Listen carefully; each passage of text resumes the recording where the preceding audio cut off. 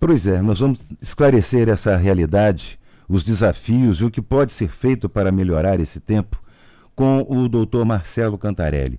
Dr. Marcelo é cardiologista, intervencionista e membro da Sociedade Brasileira de Hemodinâmica e Cardiologia Intervencionista.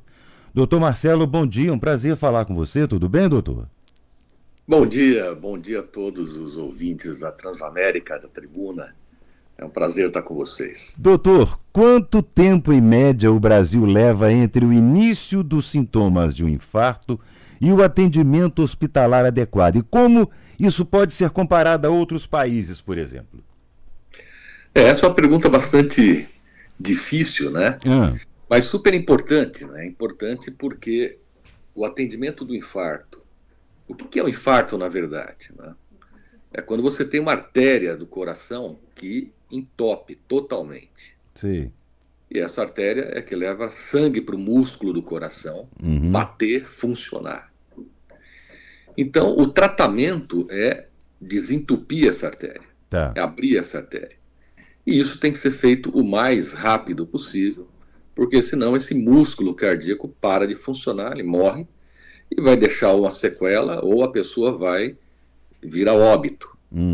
Então, o desentupimento dessa artéria, que pode ser feito por um medicamento chamado trombolítico, que tem uma eficácia em torno de 60% a 70%, ou, o que é mais efetivo, desentupir através de cateterismo, a chamada angioplastia coronária, sim, é o tratamento mais eficaz. Agora, para que ele seja muito eficaz, tem que ser feito nas primeiras horas do início do sintoma. E qual que é o problema?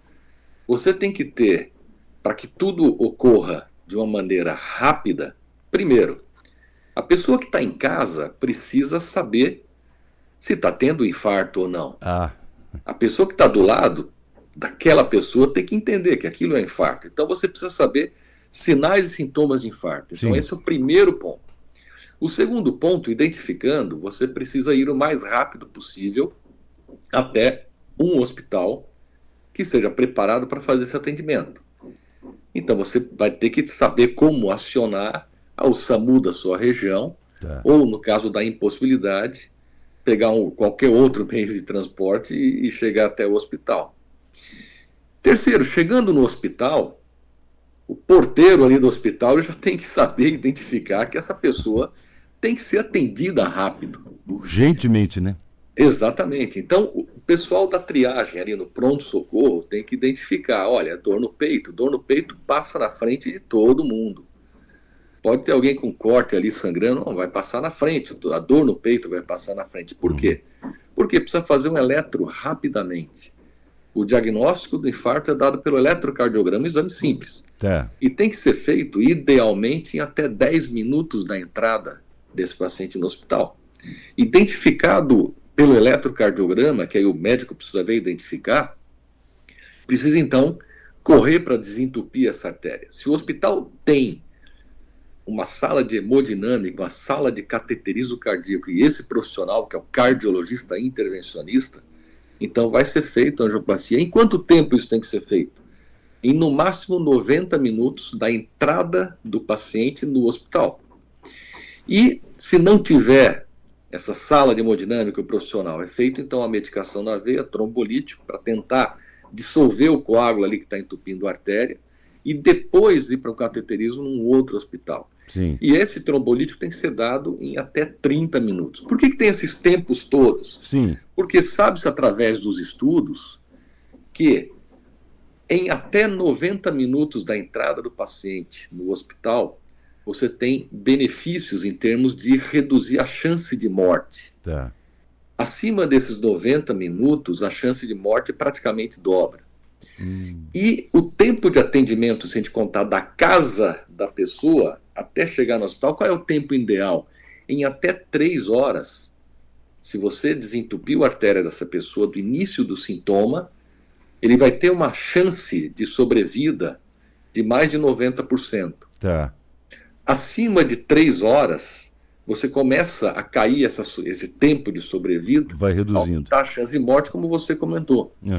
Agora, imagina o Brasil, um país continental, com diversidade enorme. Vou colocar um exemplo muito simples, tá certo? Tá. A Avenida Paulista, aqui em São Paulo, né, o entorno da Avenida Paulista, os bairros que estão no entorno da Avenida Paulista, você conta os hospitais e você conta as salas de hemodinâmica. São 30 salas de hemodinâmica, ou seja, salas de cateterismo que podem atender alguém com infarto. Sim. E aí depois vamos para Tapauá. Tapauá é uma cidade no interior do Amazonas. Você leva lá 3 dias de barco para chegar em Manaus. Exatamente. Onde metade da cidade mora em casas flutuantes. Uhum. Certo? Então, como é que é o atendimento do infarto lá? Então, a nossa realidade é muito diversa. O que a gente sabe é que nos grandes hospitais, nos grandes centros, onde você tem equipe treinada, esses tempos de atendimento são respeitados, ou procuram ser respeitados. Em até 10 minutos fazer o eletro, em até 30 minutos fazer o trombolítico, em até 90 minutos desentupir a artéria. Então você tem taxas de sobrevida de 96%, a mortalidade em torno de 4%, 5%. Entretanto, dentro da própria cidade de São Paulo, se você for para os hospitais mais na periferia da cidade, né, nas cercanias da cidade, você vai ter taxas de mortalidade em torno de 15%, 16%, que é a média do Brasil. Então, a média do Brasil é uma mortalidade de 16%. Então, se você tiver um infarto, você tem 16% de chance de morrer, na média no Brasil.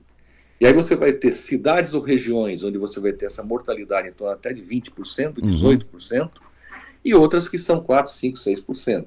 Sim. E o tempo é o que determina esse atendimento. Então, não existe uma média nacional, mas existe um dado que é muito preocupante, que é o seguinte: esse estudo foi feito pela Escola Paulista de Medicina. Quanto tempo uma pessoa leva para chegar no hospital? Um infartado. Pois é. Ou seja, ele identifica que aquilo é a dor, começa a sentir a dor no peito. Começou a sentir dor no peito, o que ele faz? Em média, ele leva 1h30 em casa.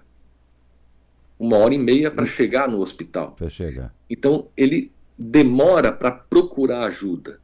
Ele espera a dor melhorar, ele faz uma automedicação, ele acha que não é nada, ele pensa que é uma outra coisa, ou no caso até das mulheres, vai fazer o serviço de casa antes de sair. Então, são variadas causas que levam a pessoa a não dar valor àquela dor no peito. Então, ele já perde em casa 1h30. Para depois buscar uma ajuda. E aí tem o tempo dessa ajuda. Nós fizemos, essa foi uma pesquisa que nós escrevemos, nós fizemos aqui em São Paulo, utilizando um hospital que atendia tanto a população do SUS quanto a população privada, dos convênios. E esse hospital recebia, então, infartados de toda a cidade, nessas duas categorias, né? Vinham transferidos de hospitais públicos ou transferidos só de privado.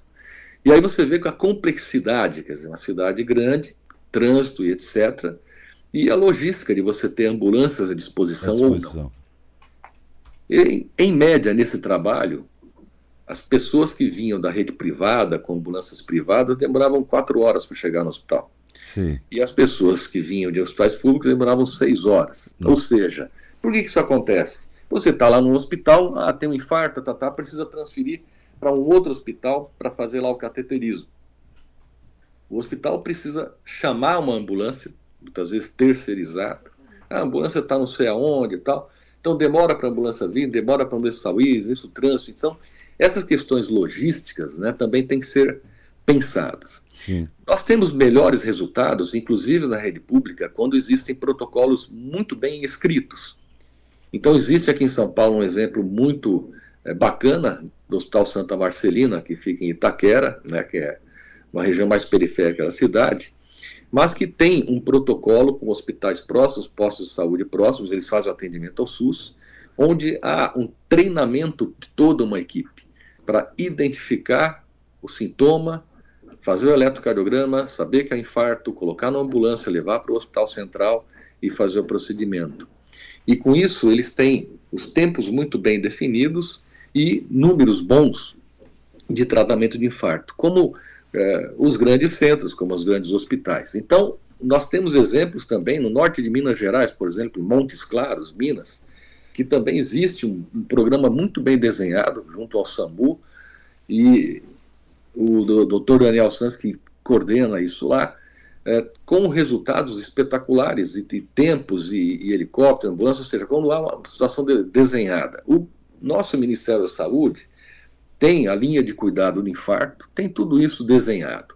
Qual que é o grande problema? É a implementação no hospital, num país grande e bastante diverso. Né? É a implementação, é o custeio e a implementação. Bom, o que nós temos que fazer como cidadão, tá certo? A gente tem que fazer a nossa parte. Porque não adianta você ter lá o hospital preparado e você não ir até lá, né? Você não chegar, você não identificar. Então, a primeira coisa, nós precisamos saber identificar sinal ou sintoma de infarto. Esse é o fator determinante, não é isso? Exatamente. É o fator determinante. Pois é, eu queria aproveitar, então, só para a gente finalizar, doutor, o que seria, assim, aquele sinal de alerta, aquele ponto fundamental, além da dor no peito, né, que é a característica, e também uma dormência em um dos braços, né?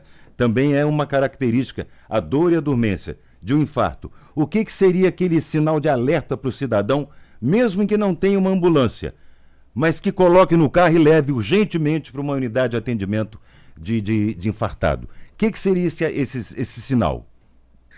Os sinais clássicos são o seguinte: se você tem uma dor no peito, uma dor diferente, às vezes é em aperto ou queimação, uma pressão, e que não melhora com nada, com nenhuma posição, você respira fundo, não melhora, se mexe, não melhora, é uma dor que fica ali intensa, e às vezes ela vem acompanhada de outros sinais, como uma sudorese, um suor frio, inexplicável, enjoo, às vezes vômito, tontura, falta de ar. Às vezes essa dor caminha para a região da boca do estômago, ou para as costas, ou para os braços, principalmente o braço esquerdo e o punho. Às vezes sobe para a região do pescoço, da mandíbula, dos dentes. E não melhora, esperou ali 10 minutos, na dor que não melhora, 15 minutos não melhora, tem que ir ao hospital porque pode ser um infarto. Urgentemente. Então, os bombeiros falam que água acima do umbigo é sinal de perigo. Né? O que a gente diz aqui para infarto é a dor acima do umbigo sinal de perigo. Então, se você estiver tendo esse sintoma, ou a pessoa próxima a você esse sintoma, o que tem que se fazer? Levar o mais rápido ao hospital.